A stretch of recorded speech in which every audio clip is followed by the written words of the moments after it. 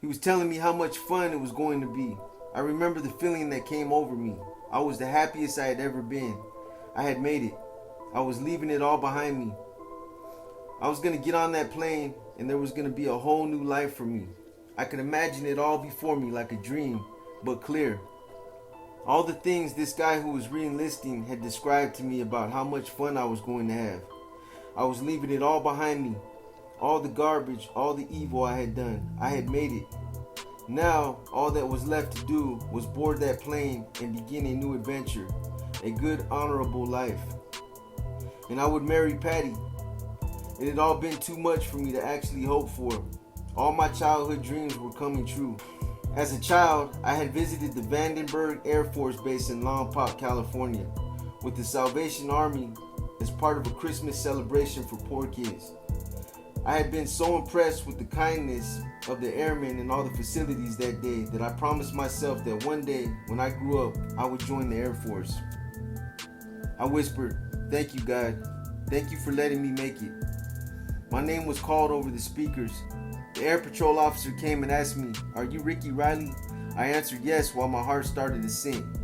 I knew right then that something was wrong.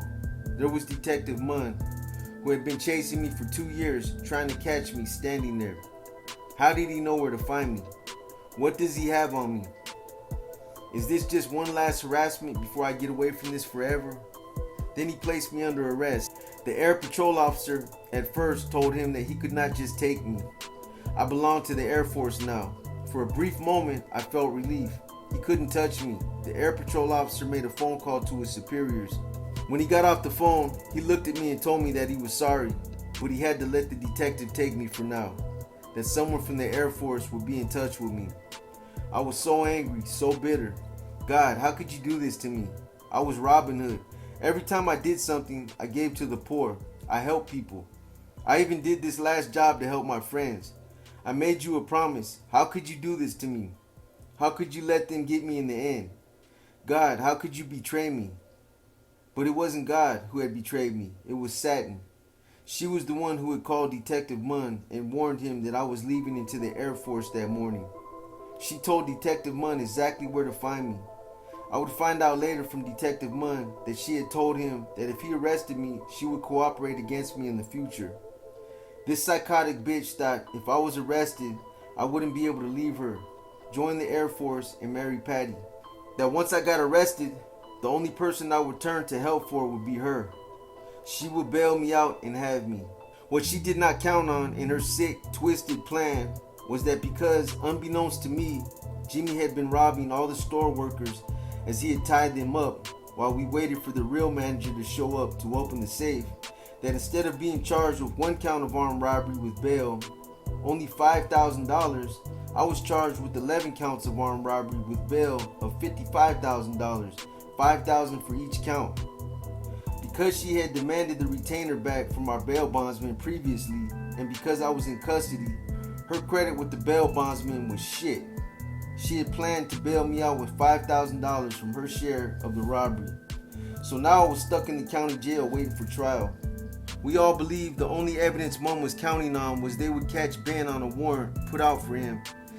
We were confident Ben, by this time, was pushing up daisies on the riverbanks of Oregon because we believed that Jimmy had taken care of business as he promised. So now I had just had to wait for a case against me to be dismissed due to a lack of evidence. This is when I would find out from my lawyer Dominic, who, as he had heard as I was arrested, offered to represent me for free. He found out about everything that Satin had done against me. When I confronted Satin with this shit, she broke down and confessed everything to me. She loved me and couldn't just let me walk away. She fucked up, but she would stand by me and do everything she could to help me now, to take care of me financially. I knew the visiting phones were bugged, so I said nothing to give away what I truly intended to do to her the minute I was free, which was to kill this bitch once and for all and be done with her. Guess what, folks? Stupid ass Jimmy didn't kill Ben and Stacy as he promised. He intended to do it, but he decided to do a few robberies in Oregon first with Ben and Stacy helping before he killed them. In the process, he decided that Ben and Stacy could be trusted now and didn't need to be killed. Ben had just panicked. It was his first robbery, and he could be forgiven because apparently he had proven himself worthy during the robberies Jimmy committed with him in Oregon. In fact, Jimmy and Ben went on a tri-state crime spree together while I sat in the county jail thinking that Ben was dead and they had no case against me. Satin had refused to cooperate with Detective Munn after all. The kids at the store who first identified me refused to cooperate. They said they lied.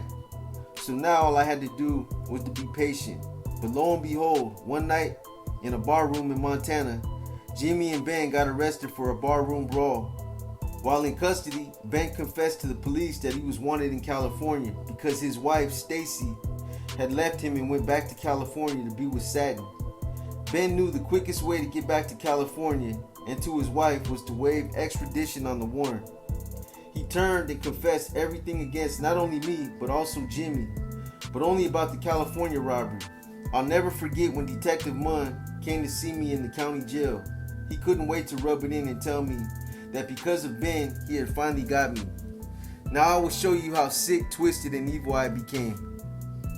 I, from my cell in county jail, orchestrated the complete destruction of 2 human lives and souls. Today, looking back on it, I regret it. But at the time, I made it happen. I used Satin to destroy Stacy by turning her out into a heroin addict and prostitute, and then used Stacy to cause Ben to commit suicide. Then Stacy committed suicide too.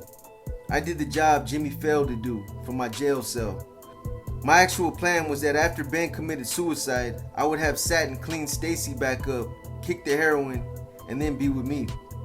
Satin knew she had fucked up with her plans to stop me from going into the Air Force and marrying Patty, and me running straight back into Satin's arms to get me out of jail had backfired on her. Satin also knew me and that I could possibly get out and kill her for what she had done. Or worse, to her that once I was out and free, I would cut her completely out of my life. Satin loved me. She was obsessed with me. She would do anything to try to please me. Looking back, I actually think Satin deliberately overdosed Stacy herself because I had told Satin that I wanted Stacy for myself, cleaned up and off drugs. Because I wanted to eventually fuck Stacy. I had even had Satin send me pictures of Stacy completely naked in different poses I liked. I was going to keep Stacy around for my own pleasure once I was free. Satin was going to have to accept that and serve her up to me. Stacy was sexy with big ass tits, and somewhere inside of Stacy was a decent girl we had turned out and destroyed for our own plans. When I heard Stacy had overdosed after receiving Ben's last suicide letter so soon, I immediately suspected Satin had given her uncut heroin to OD, making it look like suicide. Of all the murders that I have ever been involved or committed, these 2 were the only 2 that I have regretted the most. Because they were just 2 young lovers whose love for each other I used to not only have them kill themselves, but also I destroyed their souls in the process. And because I could have stopped it, I had already taken a deal, but I finished it for the tornado of rage that had been born in me now.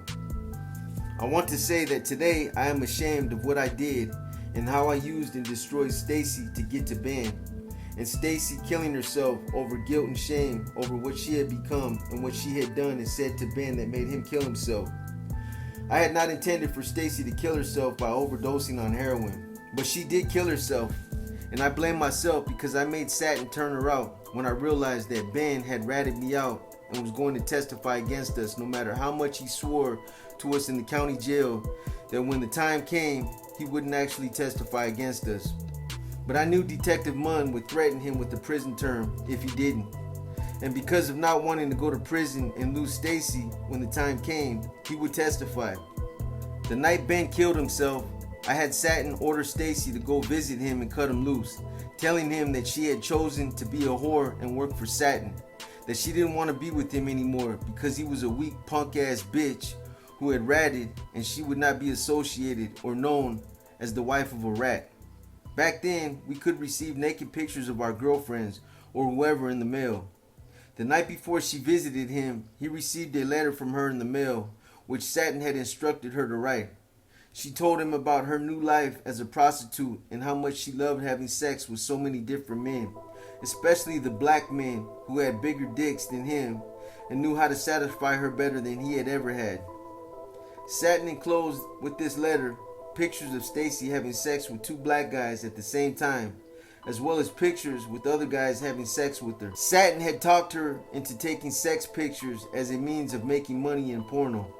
So knowing Ben's state of mind was fragile and that he had neo-Nazi beliefs, and receiving a letter with those pictures, I knew Ben was ready.